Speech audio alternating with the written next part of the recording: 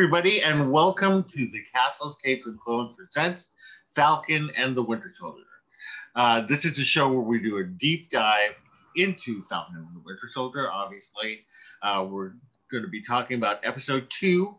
If you have not already watched the show, go and watch it before you listen to us, because we are going to be doing a lot of spoilers. So this is your warning, spoiler warning, that this is, we're going to be talking about spoilers. We are Castles, Capes, and Clones, where we discuss everything in the Disney universe. Please subscribe to our channel, hit the bell for notifications, and do like this post. This really does help us out. I'm Loren, and I'm here with my cousin and co-pilot, Rich. Hello. How's it going? It's going all right. How are you doing? Good. Thank you very much. We had a very successful first live stream.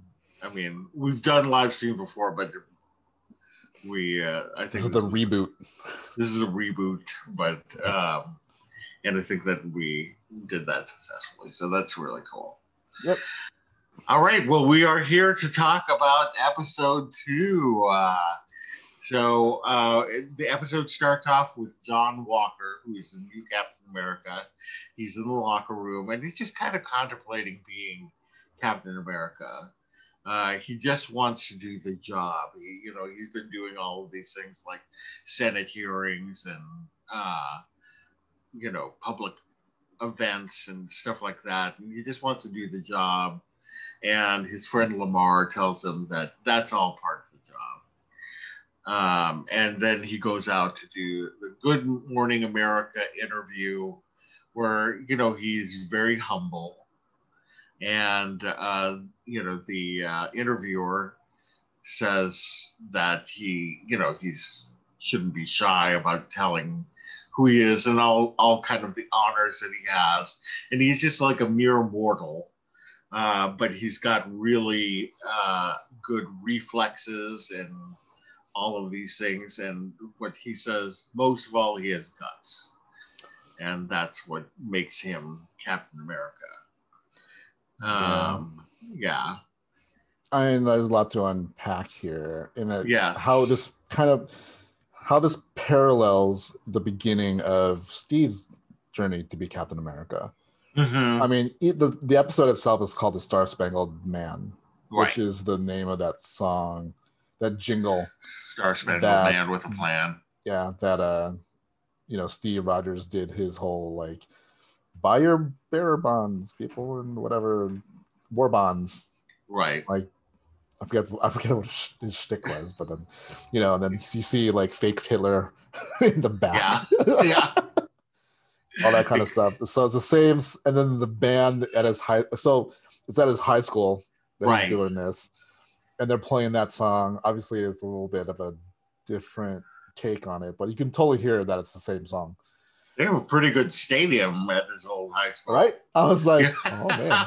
And then they're like, how's it feel back to your old high school? I'm like, what high school did you go to? I'm like, that stadium was like, this shit, yeah. like where, like what? Yeah. But I like how, because at the end of the last episode, the last thing you see is, like they introduced him and Sam's just like, what? Right. Right. And so you're almost like destined to not like this guy. Yeah. And so they established some pretty good reasons why you should like this guy. Like exactly. Of honor. They studied his body or whatever, mm-hmm, and whatnot. So he's definitely like an American hero, right? I kind of like that they didn't make him like an anti-hero right away. You know what I mean? That he does deserve to be Captain America, in terms of his resume. Yeah. Like if Steve grew up at the same time, like mm-hmm, Steve probably would look up to this guy. Yeah. Right? Because, before the soldier serum, Steve Rogers, like a scrawny dude, mm-hmm, just wanted to do what's right and, fight for his country. And it sounds like exactly what John Walker is. So, right. So yeah, like watching that, I was like, all right, he's like, I can't hate the guy because he's whatever. Yeah. Because if you think about it, that's the same kind of thing that happened with Steve. It's like he reluctantly did the whole Captain America thing. Right.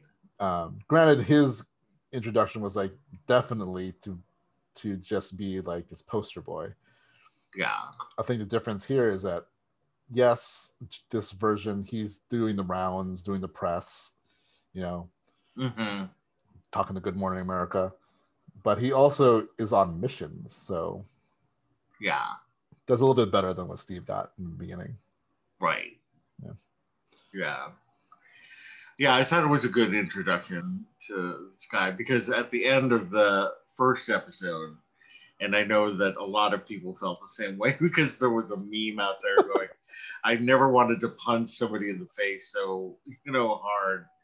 Yeah. And, then the Carl Fredricksen thing, which with the mask on, he does look like Carl Fredricksen, but without the mask on. The framing of that, whatever you want to call that opening is, right? It just makes it sound, because it makes it look, for whatever reason, it looks like he just got a flat chin. Right, exactly. Yeah, like completely flat. And it's funny, but he doesn't look like him at all without the mask on. So it's very interesting. Anyway, we flash to Bucky. Bucky is not happy. He goes to see Sam, who is not happy either. He questions Sam, why did you give the shield away?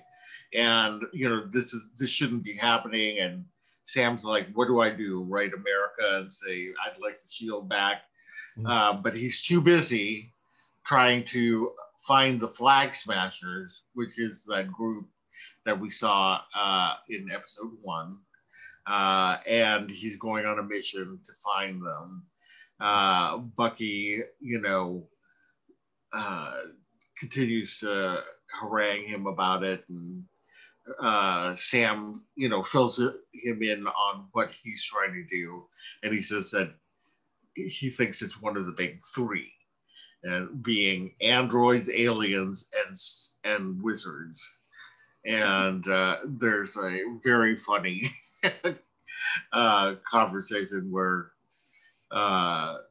Bucky says that Doctor Strange is a sorcerer, and Sam says, but a sorcerer is a wizard without a hat. Which I thought was hilarious. Anyway, they go on the mission together, and they track the Flag Smashers down to a warehouse. And, they're both kind of needling each other, trying to get, like who should go first in this mission. And Bucky's just ready to charge in there. It's not who's first. It's like 2 different approaches. One, right. Bucky's like, I want to just do this. And yes. Sam is more, the more strategic. Let's figure this out first. Yeah. Like he wants to know where they're going. Like if you move too soon, then there's still more questions. But if you follow them a little bit, then it leads to something else. It's kind of what his approach was. Yeah, that's a good way of putting it. It's 2 different approaches. That's kind of what I was trying to say, but I said it in a different way. Anyway, it turns out that the Flag Smashers are stealing vaccines. Bucky breaks into the truck, and there's a woman in there. He thinks she's a hostage, and he's going to rescue her, and she just totally punches him into the other truck, and again goes this like amazing action sequence where they're fighting on the truck, and Captain America and his friend Lamar come flying in, and they basically get their butts kicked. And I thought that it was very interesting. Like I think that it was good. I should go back.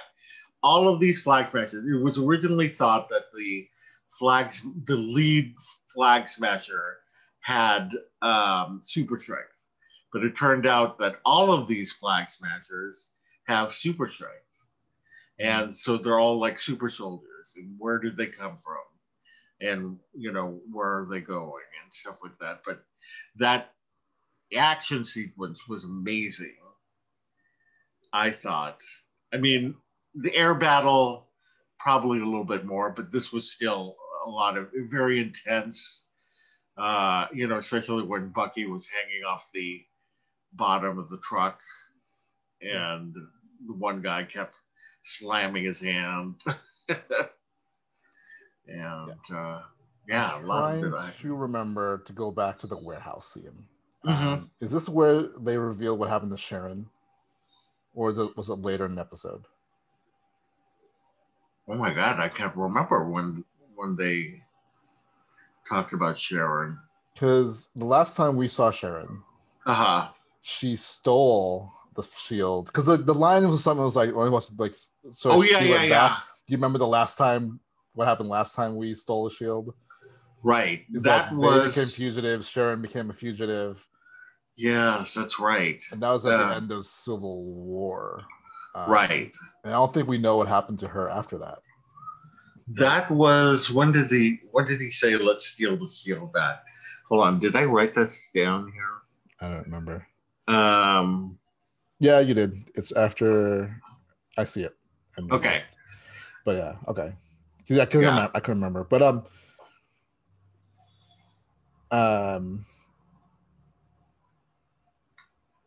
was I going to say?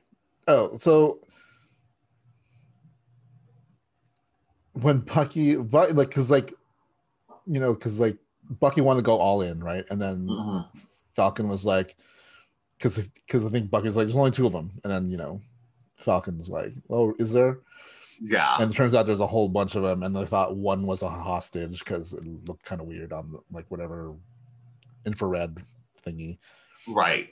The actress that plays her, Harley, who plays also Emphas Nest in Solo. Yeah, that's what I thought. Yeah. I go, is that the yeah.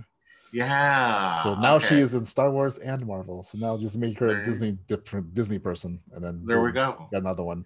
Make her a Disney princess or something. But yeah, the whole stole vaccine thing. I'm thinking that's definitely not vaccines. Probably not. But I don't know. I don't know. Maybe it is. They are. I was like that sequence, not just is an awesome action sequence, but it shows also what this Captain America can do, and it's without having super strength, the guy has control over that shield. Yeah, like when he threw it under Battlestar or Lamar. Not even that, just the whole how he uses it and catches it and whatnot. Yeah. I like the scene, the sequence where he throws it, hits the dude, and then Bucky catches it and then just gives it back. It's almost as if that was a move that Steve and Bucky would have done. Right. And yeah, I think saving Battlestar, using the shield to brace the fall was pretty cool. We did see the demise of Red Wing in the scene. I know. I'm hoping. I'm hoping we get him back, or they get her back. Yeah. Get a real Falcon. It's technology, Falcon. So I'm sure they can recreate. I'm pretty sure at some point it also was destroyed in one of the movies, but I can't remember. Well, it's interesting because they said that they tracked them down through Red Wing, right? And because he had military issued, but I thought it was issued by Tony Stark. That's what I did. We don't know because we saw first see Red Wing in Civil War. Yeah. Right. Yeah. And at that point, Tony Stark is still. They're still operating as the Avengers. So I don't know how much Tony Stark provided versus, because they say the shield is also military owned, even though Stark provided it. True. So even if it is, like, if the shield is government property, does that also mean that the Red Wing is? Yeah. Even if it is a Stark thing, is it bankrolled by the government? Like, what makes the shield the government's if it belonged to Howard Stark? Right. I don't know.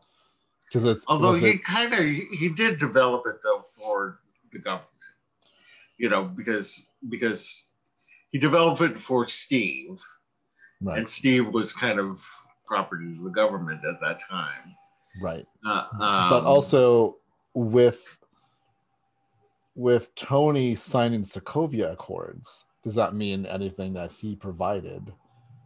Yeah, that's true. Right. I'm not really sure what the terms of Sokovia Accords are. Yeah.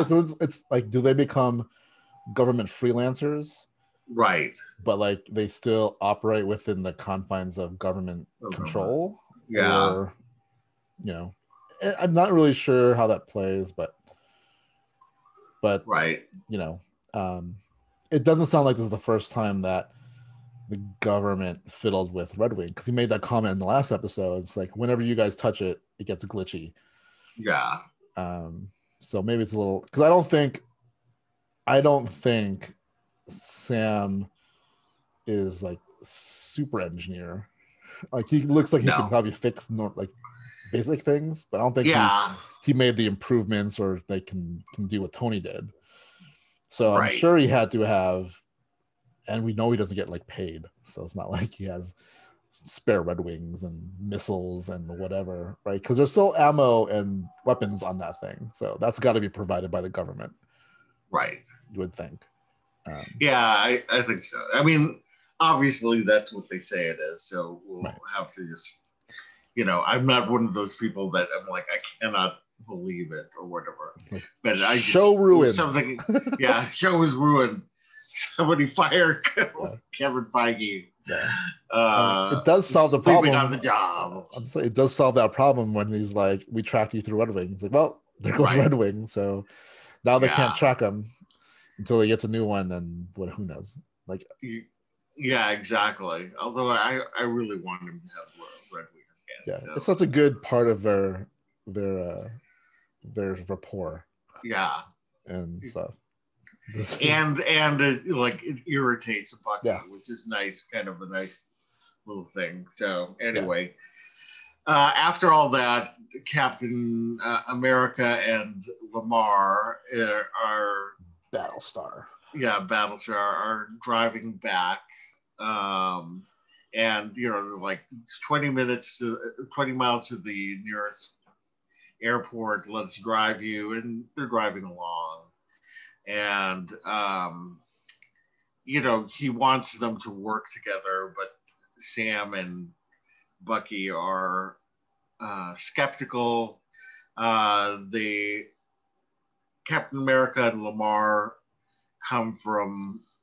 are being funded by the Global Repatriation Council, which is a council that is trying to figure out how to get things back to normal after the blip. So like healthcare and social services and all of that.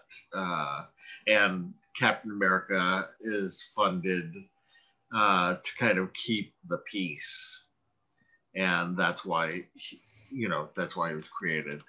Bucky asked Lamar what his call sign is, and he says it's Battlestar. And Bucky just kind of freaks out and says, "Get me off of this. Stop the car." And he gets out. What's his name? John Walker says, "I'm not trying to be Steve. I'm just trying to be the best Captain America I can be." But Sam, just still skeptical, walks away as well. Well, I thought it was more than that. It wasn't that he was skeptical. Is that he used that line I can't. I can do this, but it'd be better if I had Captain America's wingman. Right.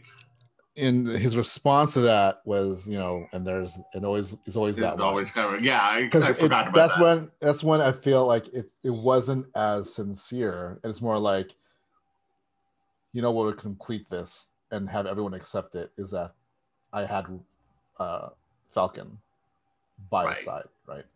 Yeah. And so that threw Sam out of that. I'm like, nope. Yeah. And that's the thing where, like, the whole beginning part where you're like, okay, maybe this guy's okay.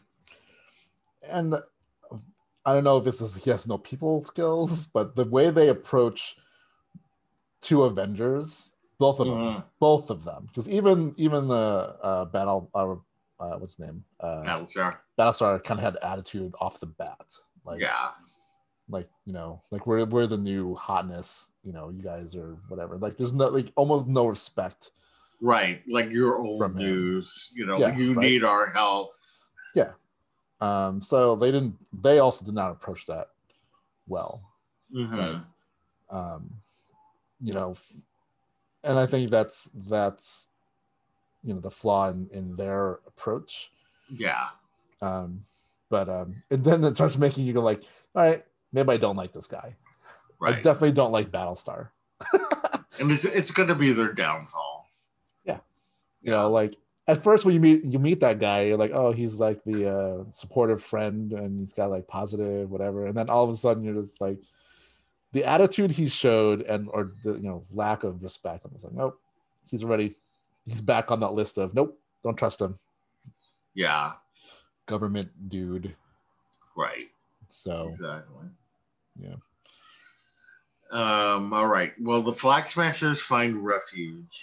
The owner says that a lot of people admire them. They call them Robin Hood. And the leader's name is Carly Morgenthau. I don't know that. Yeah. It looks like Morgenthau. Yeah. But she's looking at her phone and she's being threatened for something that she stole, and they said that we're going to kill you.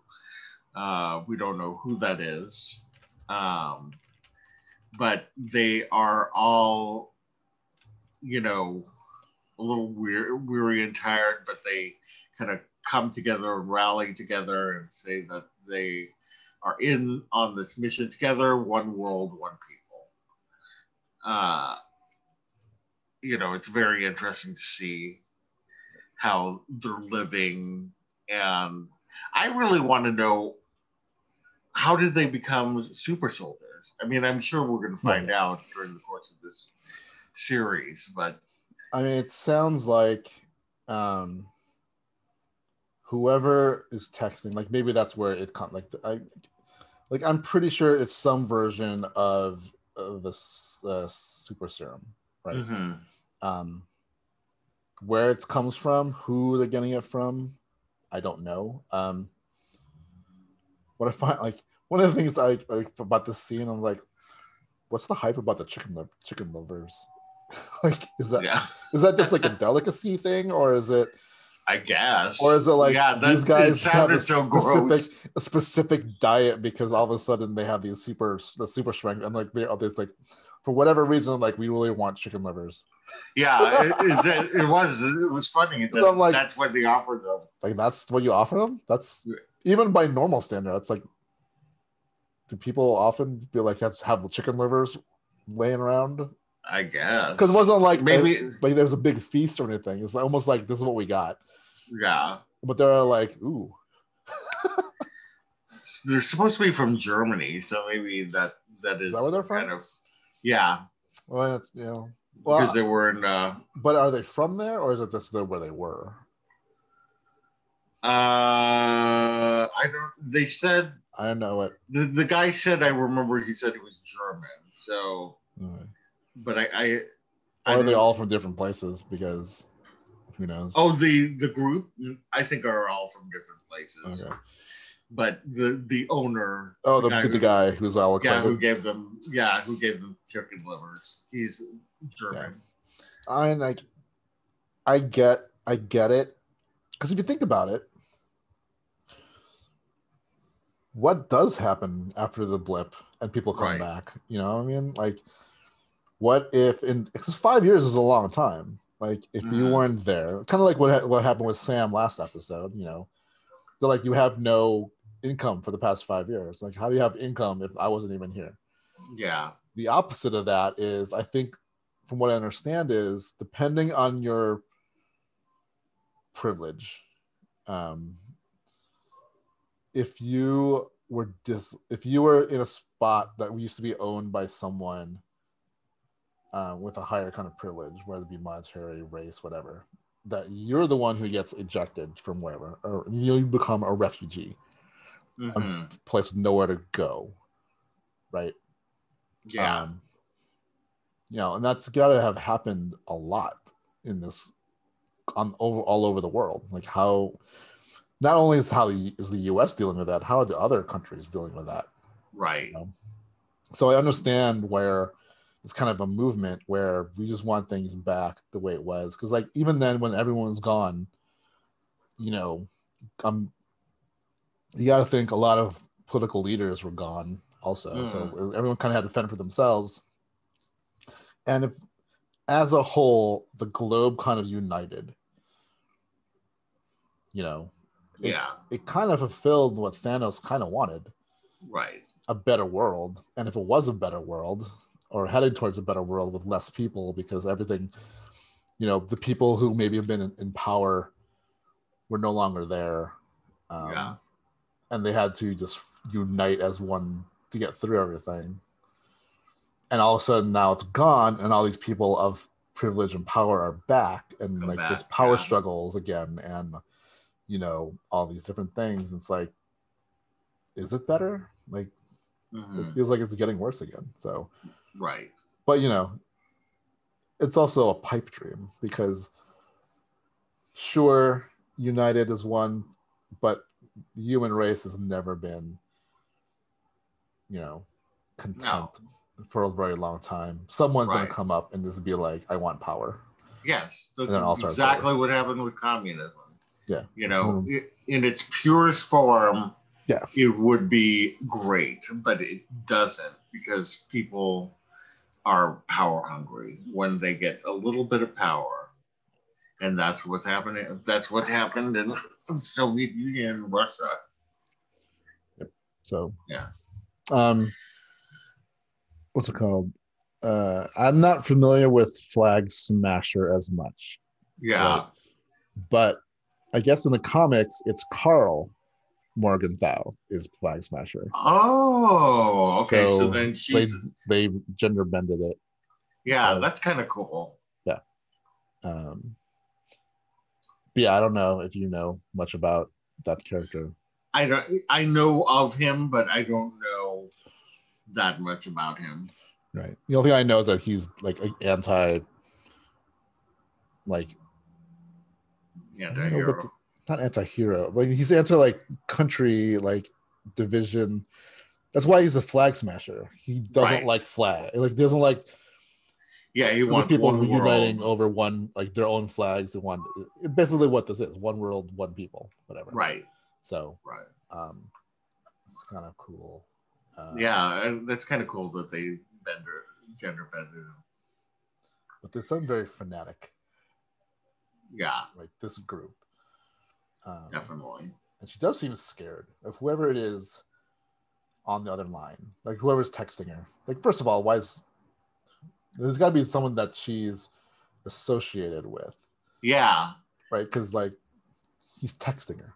So it's right. Like, exactly. Like, how do they know? I mean, it does. I mean, like, no, it's not out of the realm of someone who really wants, if she stole something or did whatever, to find out how to contact her. But I feel like it's very convenient that he has her phone number.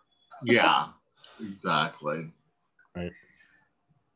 All right. Well, Bucky, this is the part where he wants to steal the shield back, And Sam again says, look at what happened the last time we tried to steal the shield back, and everybody is now a fugitive, and all this jazz. Yeah, that's where he mentions Sharon very quickly.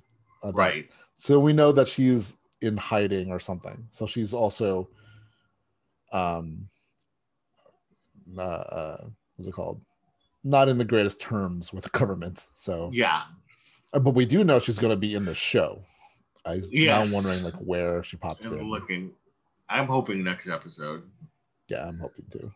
Because and I like the fact that they're giving her a chance to shine as well. Yeah. So especially after she got the kind of like, because she was like they're leading towards a romantic kind of involvement with Steve Rogers. Exactly. And then, I mean, you can't argue that Peggy is like his number one. Right. Like, although it is kind of funny. I mean, like, it's just like my boyfriend dumped me for my aunt. I wonder though, does she know? Like, that's a good question. How does that play out? Because she had to have grown up. Like, that's what it's a weird conundrum, I think. Like, is it a different timeline that is? You know what I mean? Yeah, like who knows where Captain America is now? I mean, right. Like literally, who are they? Well, it's like, and also, it's not like Sharon didn't have a relationship with Peggy, so yeah, it's like, in this timeline, does that exist, or did him going back create a skewed timeline? That's what I think different, happened. But somehow he went back in.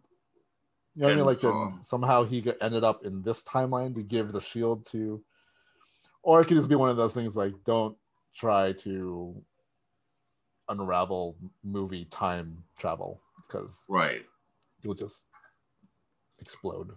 Yeah. Just accept that there's like a weird time continuum paradox, something that it's fine. Right. I know, that's exactly it. Sometimes some things will make your brain hurt. Yeah. And I just choose not to let it hurt my brain. It started to hurt my brain. I'm like, no, let's just not go down this path. Yeah. And just harken back to Tony Stark's. Right. Just base this off of Back to the Future. This time heist of Back to the Future. It's so funny. Oh my God, I love that movie. All right, so anyway, the Bucky brings Sam to Baltimore because Sam is still having his doubts about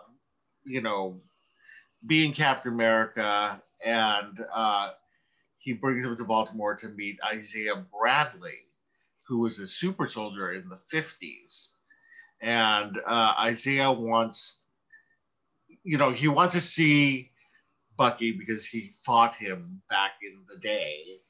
Yeah. Bucky by that time was a ripped off his arm assassin. Yeah, he was a Winter Soldier, and then Bucky tries to get him to, I don't know exactly what he wanted him to do, but Isaiah's like no, and throws this box into the wall, and Sam's like, what?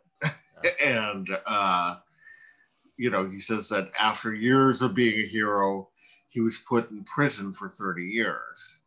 And I'm really curious as to why they put him in prison for 30 years. I mean, it sounded like he was like, not just like he was in prison, but like he was experimented on, yeah. Which leads me to believe that, whatever this is that's going on that the Flag Smashers has, maybe it is tied to the U.S. government as well. Right.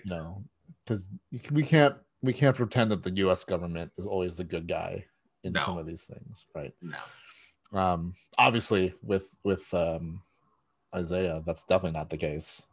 Yeah.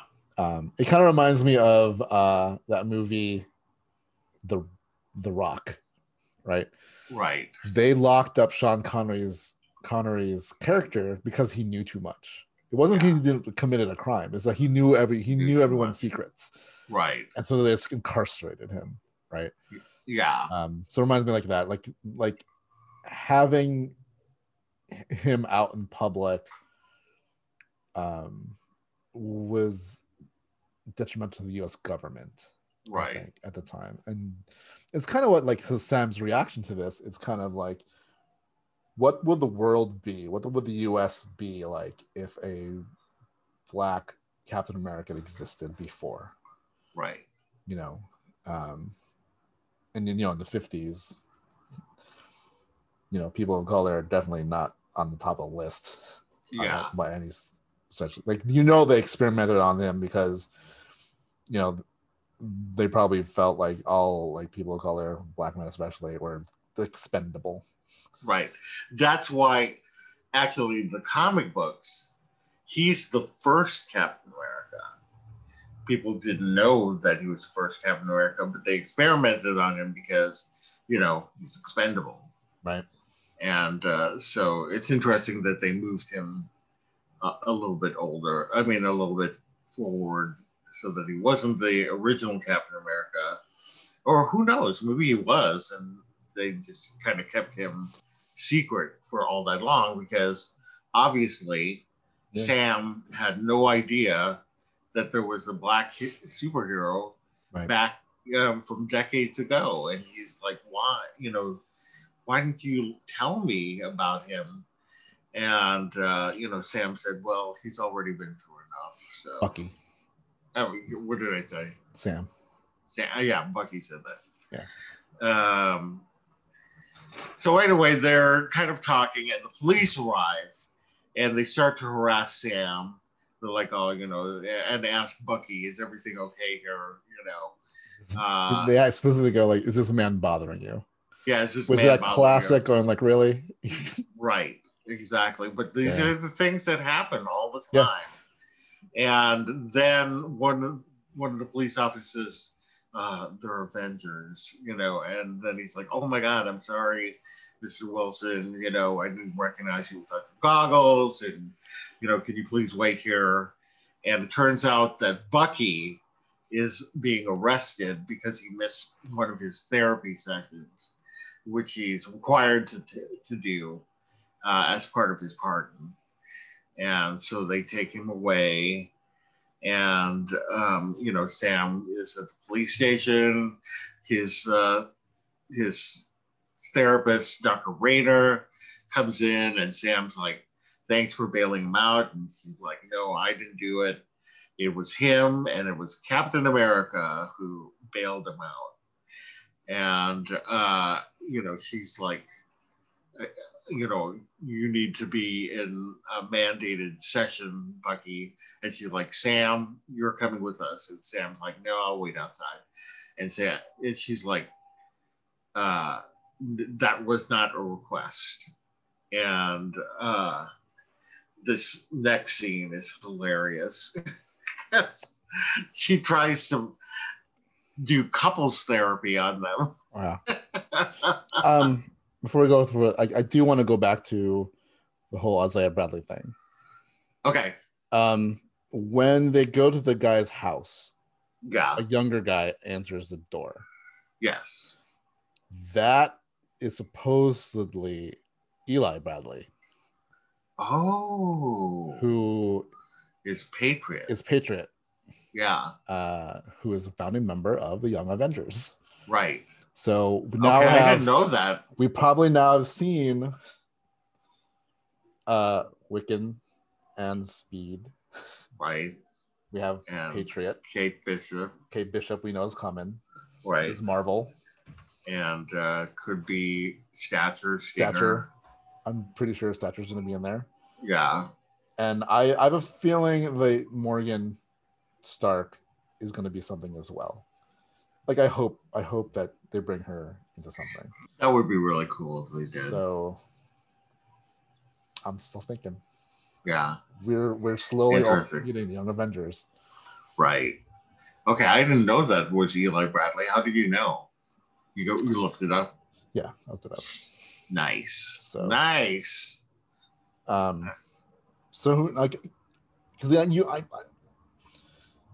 I feel you don't get that actor who played Isaiah to play him unless he's coming back.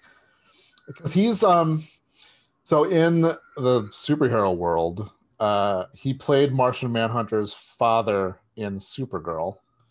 That's why I remember him. And he is the voice of Martian Manhunter in the animated series. Okay. Yeah. I can't remember his name, but I remember I was watching like they did a Justice League animated show cast reunion, and he was there. So I remember him because he's also in an episode. Yes, he was also in an episode of Chuck. I knew he looked familiar, but I couldn't remember exactly where he was from. Yeah. But yeah, he played Martian Manhunter's dad in Supergirl. He was the one that what's it called? There was like he was like the chief something, and then like I know I've seen him in other roles before, so he's a really good character actor. And it's like I feel like you don't get that guy if that was his only scene. So I feel like if anything, maybe this is where at some point his grandson Eli is gonna do something. Right. So, and who knows? I mean, I don't remember how Patriot his power set is. If he has actual powers, or he's just like, I'm good. No, I think he is super. He has strong. something, right? Yeah. Maybe. Maybe because he's the grandson. Maybe he has some. Yeah, some of the power. Whatever. He's a mutant. Is that what he is? No, well, I don't know. Was he in the? Is he in the comic books? Or I can't remember if he is or not. Because it's funny. There are people who are mutants that are not part of the X-Men and don't get discriminated against. And there are people. Yeah, that's a weird line. Yeah, it's such an interesting. I don't quite get it, but that's why I said like you have someone like Ben Grimm, Fantastic Four, and all people while he looks like the Thing, obviously. Right. I feel like he doesn't get the hate that mutants get, and you can look normal. Yeah. Right. Like Wolverine, Wolverine's a bad one. Like Kitty Pryde, Jubilee, they look like normal kids, right? Yeah. But once you learn that they're a mutant, oh my god, they got hate. You're not. Yeah. Ben Grimm literally walks around like a big rock. And he doesn't get the same prejudice because he's not a mutant. He's just like, an experiment. Yeah, it's very interesting. Right? But... So, I don't know. Like, Hank McCoy can cure all diseases because he's a mutant. Yeah. Nope. So, I don't know. Yeah. It's just a weird thing. But yeah, I'm hoping we're seeing the beginnings of Patriot in this. And maybe we'll see him pop up. Like, I don't think it's going to be like a major character, but I think like maybe like a stinger or like a post-credit scene at the end. Towards the end, we'll see him. Maybe we'll have like that outfit like ready to go. Really cool. Like maybe really like because we don't know what Isaiah's uniform looks like. Maybe he's got his grandfather's uniform. He's gonna put it on. Oh my god. So. See, that's what I was talking about before, where I was saying that the possibilities are endless. With that there are some people that we know are going to be in the series that that I didn't want to talk about at the time, but these are the ones that I'm talking about now. Yeah, Isaiah and Eli Bradley. Then now they're being introduced into the MCU, and that's awesome. That's a major pretty like plot point. Like, never would have thought that would come into play, or we'd see that. I never. Go ahead. No, good. I was going to say, and I like when they said the kid saw him and he said, "You're a Black Falcon." Oh, that's true. Yeah, he's like, "I'm just a Falcon." And my dad says, "Yeah, Black Falcon." He goes, "Are you Black Kid?" He's like, "This is so true." He's like, Oh, because I'm black and I'm the Falcon. Yeah. Right. So what are you, black kid? And it goes to the other kid. I got him right. Yeah. I love that character, Sam. Yeah. Sam Wilson. Anthony Mackie did such a good job. And well, we glanced over it now that you said that. Like when they were back in the warehouse thing in the beginning when they first met. I think Sam said something like, "What are you now? Like, you're like the White Panther." Yeah. Yeah. And then he goes, "It's actually White Wolf." What? Yeah, it's so funny. There's just so many good lines, and in this particular scene, there's also some great comedy. Yeah. Like I hope in there. I hope this is because I know we've seen some of this in the trailers. Yeah, but I hope this is not the last we see of Therapy. No, I would love to. Good. I love her interactions with now the both of them. Right. Like, so. And when she's like face each other, I'll get closer. And closer. And they're like, look, our legs are touching. It's like closer. And then finally they have to like rearrange themselves and zipper. Then yeah, and then they do the staring contest. Having a staring contest. I don't. But it's so funny. But there was a good emotional moment in this scene where Bucky, she says, "What bugs you about Sam?" And he's like, why he gave the shield away, and Bucky and Sam is like, why does this matter to you when it doesn't have anything to do with you? And he says, because he believed in you.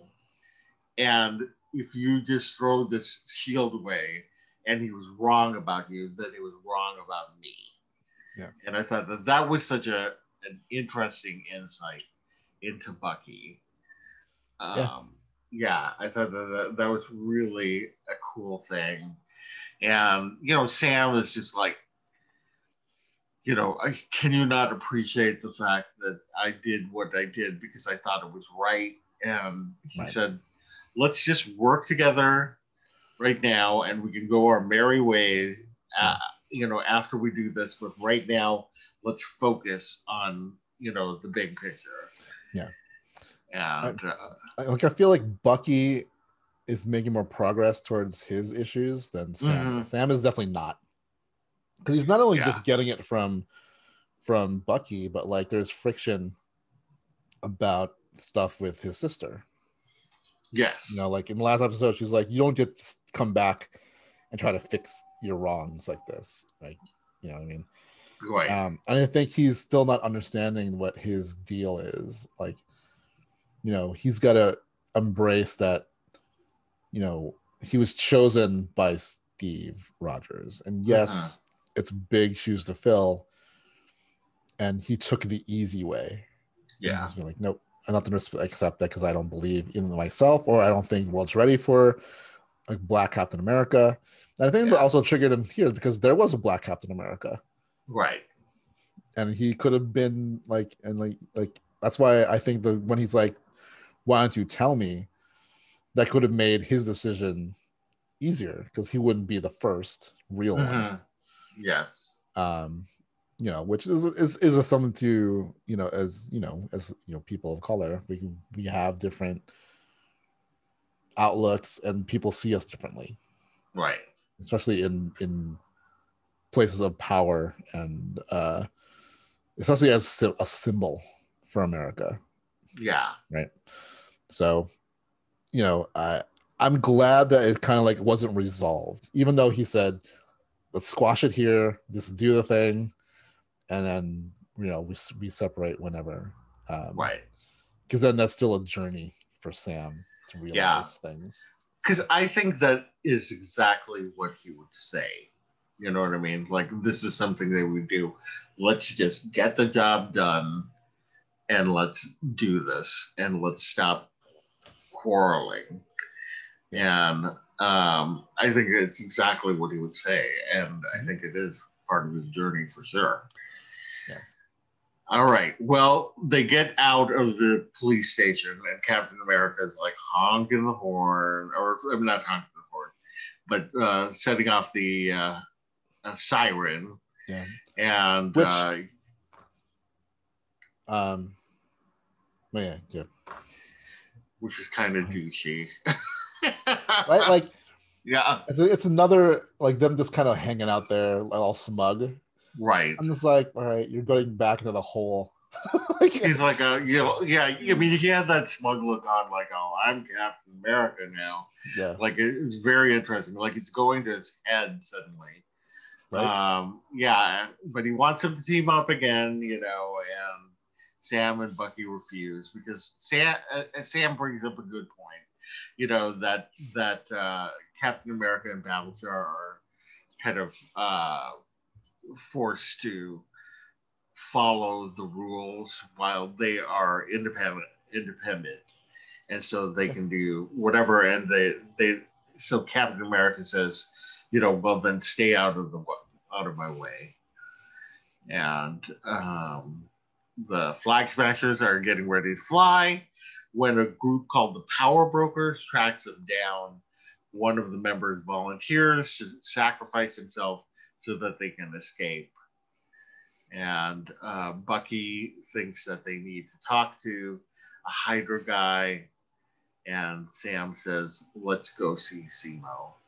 And that's when we flash to the prison where we see Zemo. And then they end the episode because they're mean like that.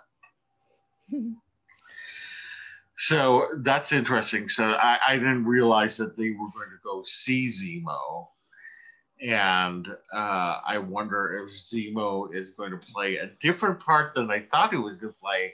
Like not the villain, not the main that villain. He's not the actual villain, but that he does something else. I'm sure that he will do something that is not good, right? Because we know he's definitely capable of it, right? But I mean, it does kind of make sense. Like he didn't start out his life as a bad guy. He became, and like all good villains, he feels like his cause, which is ending superheroes because they don't really deal with the collateral damage that they cause.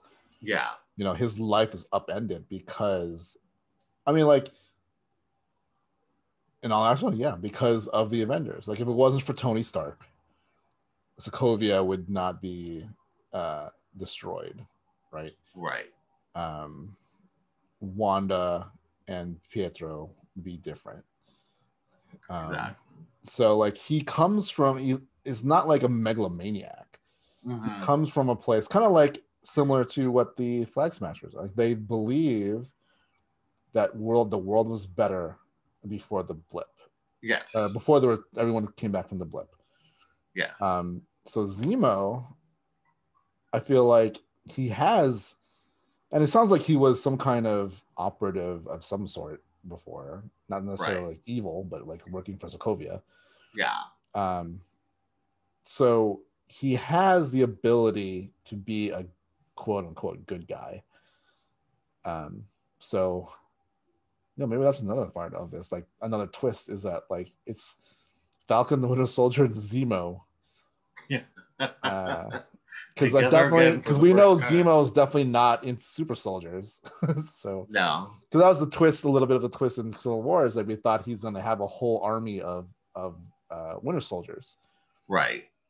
And he like killed them all because he believes he doesn't want that world. Like, he even says something like to that effect. Like, what did you think? I was gonna use these, like, it's the very thing he's fighting against. Yeah. So, I'm kind of excited to see, like, what if he is like their reluctant allies? My enemy is my friend kind of thing. That's good. That's going to be an interesting thing. So I'm very excited for the possibilities. Yeah. I just can't wait for for Sharon Carter to show up. Mm-hmm. She looks like she's gonna be kicking butt. Yeah. And what's gonna happen with Isaiah and Eli Bradley. Um, there's so much stuff and there's only 6 episodes. There's I only know it's like 4 4 more episodes episodes left. left, and I can't imagine how they're gonna finish this. And I kind of want a second season. And I mean, like this still points to, like, this could go on. Right. The way their story is, it could go on. Yeah. Wanda's always had a finite kind of end for that particular story, and it was very conceptual. Yeah. And that there's no way they can do the same. Like another season of WandaVision wouldn't be what it was. It just be right. Magical, I guess. I mean, it could, but it would be a different show entirely. Yeah. Right? Whereas Sam and Bucky can keep doing these like freelance kind of things, which is interesting that they're like, we're freelance, because it very still seems like the two sides of the Sokovia Accords. Right. Like Tony Stark was all about signing up with the government and whatever, and they control when and when they cannot act. Yeah. And Steve Rogers was always like, what if we need to act and they won't let us? Exactly. Okay. Exactly. So that's exactly, and that's gotta hurt too, because that was Captain America's. That was Steve Rogers. He was all about, exactly. He was all about being that freelance agent. Yeah, being where you need to be to help people. Whereas, Captain America, like John Walker can say that, but he's still a government soldier, so he's not afforded the luxury of picking and choosing when to help. And if the government says do not help, does he have the fortitude and the drive and the willpower to not follow what the government says? Mm-hmm. All things point to nope. Yeah. So, what are your my overthought yeah. is your overall thoughts about the second episode? I like it. I like that. I like from the get-go that, because I was wondering how Bucky and Sam get together again. Yeah. And they just happen to be together again. Right, exactly. It's like they I guess knew where each other was, so it's fine. Like I didn't need a whole episode of them trying to find each other. Right. And so I was surprised, but also like, okay, good. Like I didn't need to have a drawn out, like, I need to find Sam or I need to find Bucky. Yeah. It's like, nope, they're there together. Right. I feel exactly the same way. Like I like the fact that they just get right into it, that they didn't have some kind of drama or whatever. Right. That, that kind of bring them together in the middle of the episode. Like it's great that they're in the front of the episode, but yet they still have that relationship that isn't quite settled. Yeah, it's like these are literally two dudes who are only really friends because of their other friend. Mm-hmm. Right? Like Sam is friends with Steve, Bucky is friends with Steve, but they're not friends. Right. Kind of thing. And I like how it feels like, I know it's got to be different writers and whatever, but it feels like how they felt like in Civil War. Yeah. And so I like their chemistry together. I like that we're diving into a little bit of kind of the race thing, like, and it's something that touches upon what's going on in America now. Mm-hmm.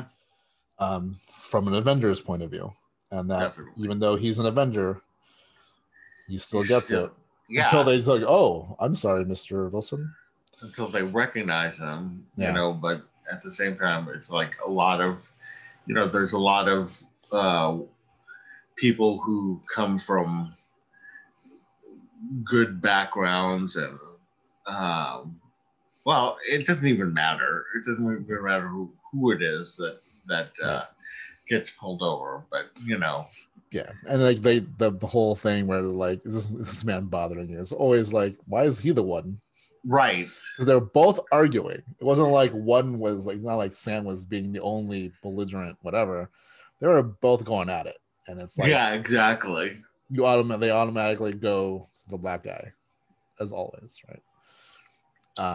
And it's something I didn't think they would ever tackle in the Marvel universe. So, yeah. Yeah. Did you have a favorite part?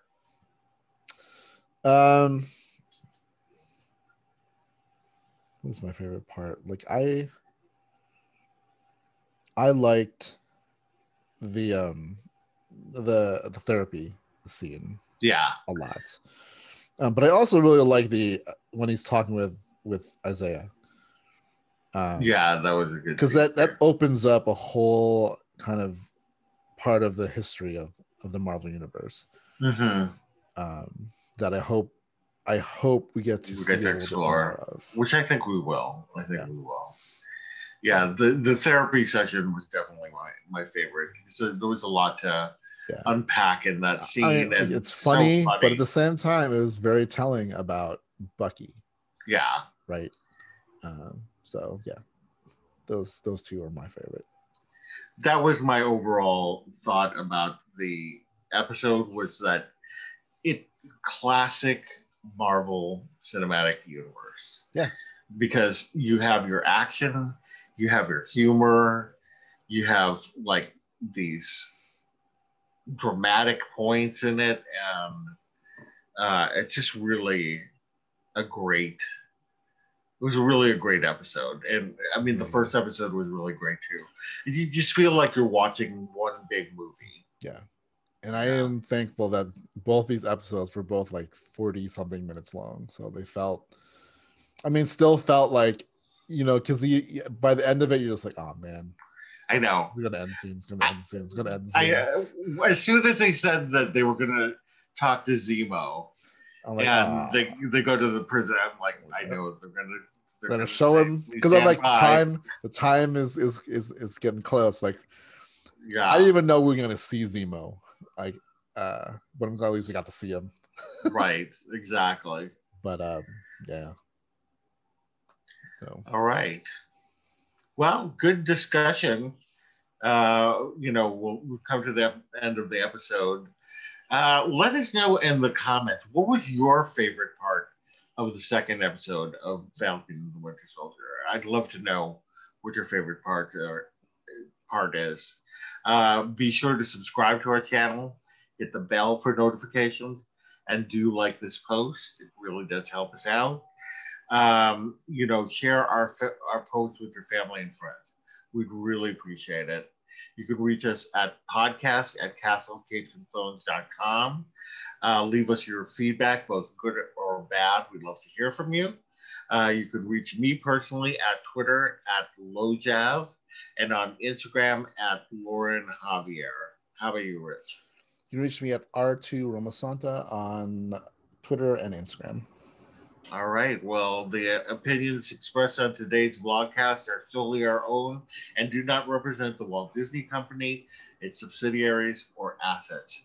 Thanks so much for joining us, and we will see you later. Bye. Yep. Catch you on the flip side.